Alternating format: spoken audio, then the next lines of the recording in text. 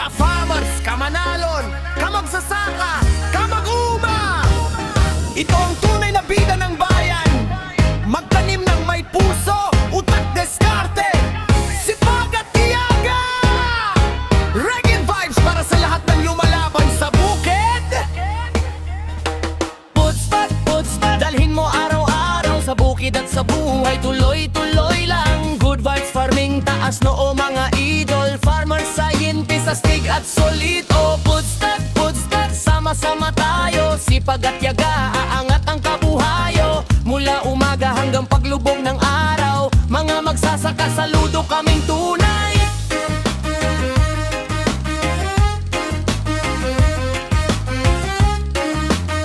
Yung mga ka-farmers, kamanalon, kamagsasaka, kamag-uuma, ka-agriculture business. At ngayong araw ay nakapag-decide tayo na mag-spray ng pamatay damo. Medyo may nakasibol na pero maliliit pa. Ito yung eraser. Okay, ito ini-spray. Yung timing nito ay yan o. Kaya punta natin dito. Ayan, naglinis ako kanina. Ay, nung nakarang araw. Nalinisan na yan lahat yan. Ang timing nito, ito yung apply the product evenly in saturated soil 6 to 8 days after seeding. Okay, 6 to 8 days. Plus the field with water 1 to 3 days after application. Dun sa kanyon, direct seeding. Sa transplant, apply product evenly saturated soil 3 to 6 days after transplant.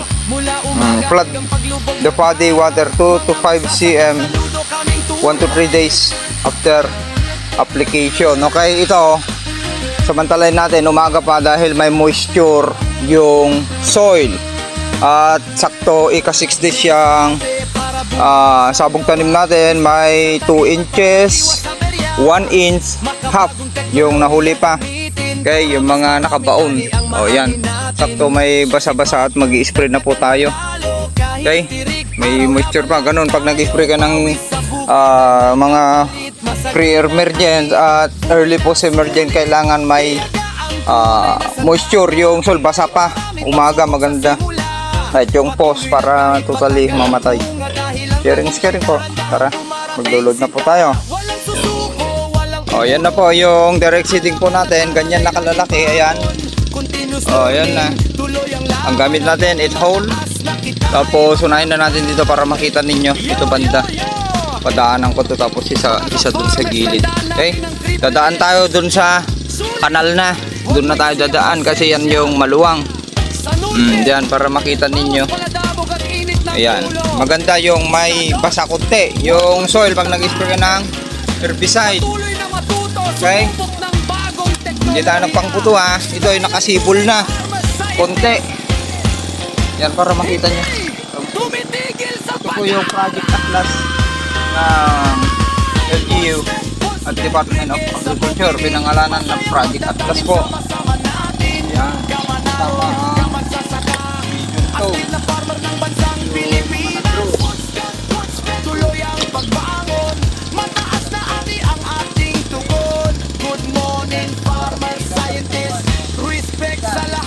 Sa bukid, one love para sa lahat ng magsasaka.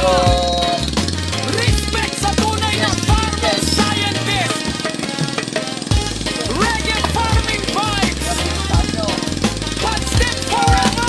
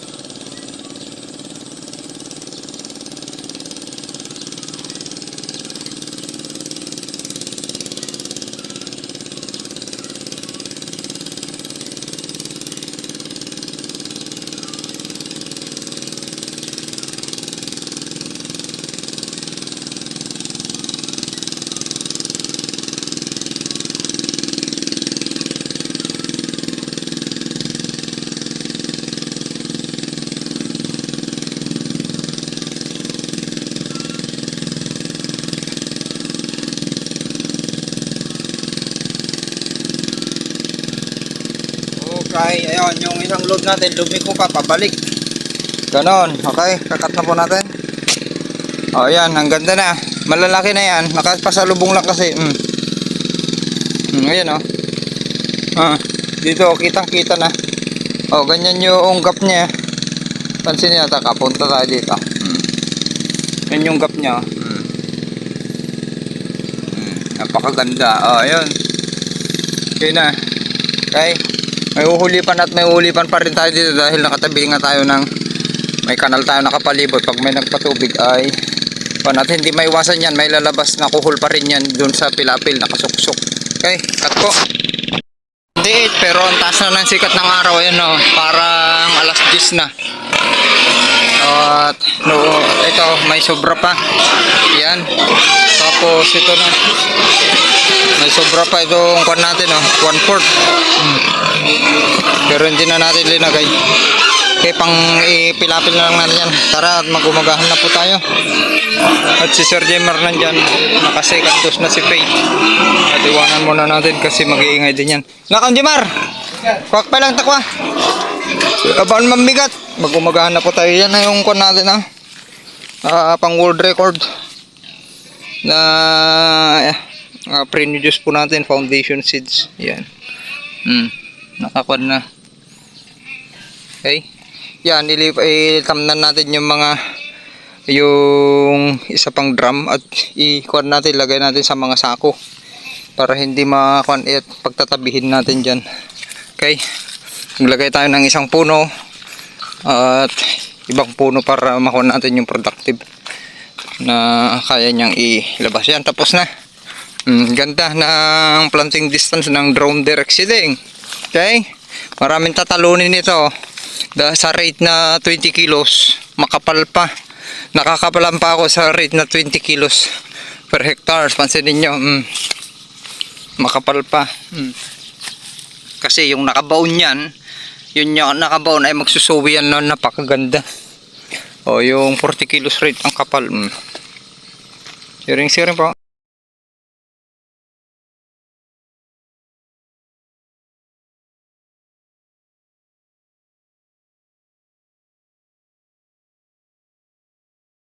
Good afternoon mga ka-farmers, kamanalan, kamagsasaka, yan, ka-agritipid feed teams. Magandang hapon po at kagabi na mukhang uulan pero may rainbow dyan. Kalaki yung rainbow kanina dyan. At kadarating natin, kagaling natin ng Cagayan, mayroon tayong importanteng ginawa sa likod ng CSU. Ayan yung kan natin at tatanim natin dito, ipupula muna natin dito at ipapaso natin. May drum pa tayong isa doon, ilalagay natin sa drum at pararamihin na po natin itong isang uhay natin na pre-produce natin na kayang yung isang uhay ay kayang bumilang sa isang uhay ng 700 mahigit 700, halos 800 yung isang uhay. Ayan, yan isang uhay lang yan, makikita nyo kung gaano karami. Kaya yan ay pararamihin natin dito mismo para hindi na ilayo natin, para hindi na ma-pollinate ng iba, para ma-pure natin. Ito ay dadaan pa ng 2 cropping para sa purity, pero pag makita natin ngayong wet season ay pure na, ay okay na kung wala nang sisingit. Okay, ayan, sharing po. Happy farming. Okay, tatakpan na natin. Pinatakip natin yung galing yan sa Department of Agriculture. Natin ng may carbonized rice. Yung binhi po natin na inbred na pararamihin. Dahil ito yung may potential na tatalo sa world record ng China. Okay? May potential, maraming bilang. At hanggang batok ay nagkakalaman. Mahigit 700, sabihin na lang natin 700 isang uhay. Halos 700 to halos 800. Okay, sharing po. Okay, farming. Ayan, ang ganda na ng kon natin. Lusot na. Hintayin na lang natin bumagsak yung ulan at madidiligan. Mas mabilis na naman. Okay, sa 6 days, mag-spray tayo ng pre-emergence herbicide, yung early post-emergence herbicide, yung eraser galing Department of Agriculture pa rin. Sharing screen.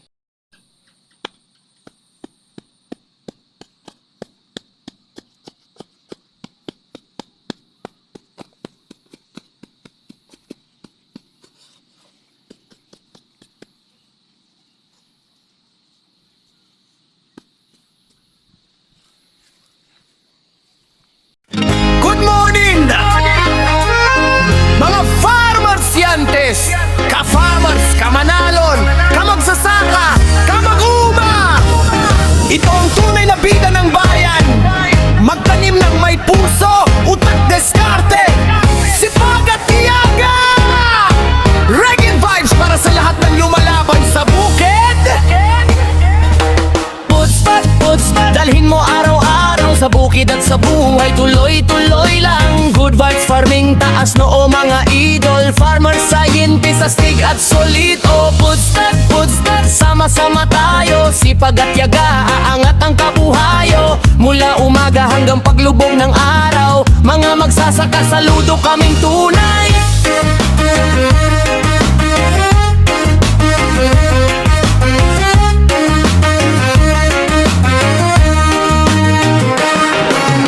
Puso, isa puso ang gawain, pagmamahal sa lupa di dapat bitin. Bawat pula may pag-asa at pangarap, kapag may malasakit sigurado nga angat. Uutak, gamitin ng mahusay, mag-isip ng tama para mas tumibay. Bagong paraan, bagong kaalaman, para sa mas malaking produksyon ng bayan. Hindi basta trabaho, ito'y misyon, pagkaing nasa mesa galing sa inyong aksyon. Kaya taas kamay, sabay-sabay sigaw, mga magsasaka kayo ang ilaw. Postek, dalhin mo araw-araw sa bukid at sa buhay, tuloy-tuloy lang. Good vibes farming, taas noo mga idol, farmer scientist, astig at solido. Postek, sama-sama tayo, sipag at yaga, ang angat ng kabuhayo. Mula umaga hanggang paglubog ng araw, mga magsasaka, saludo kaming tunay.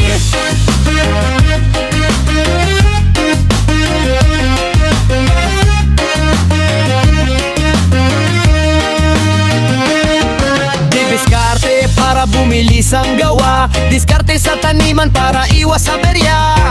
Makabagong teknolohiya gamitin para mas maraming ani ang maani natin. Sipag, dagdagan palalo, kahit tirik, araw laban lang tayo. Pawis sa bukid ay may kapalit, masaganang ani at buhay na sulit.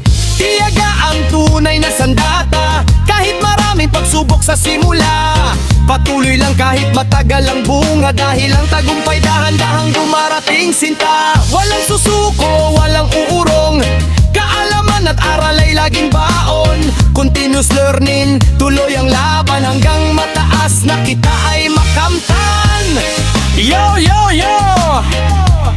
Mga ka-farmers, tandaan natin ang triple S. Sulit, huwag maiksi ang pasensya. Sanultit, bawas paladabog at init ng ulo. Sadot, huwag maging tamad.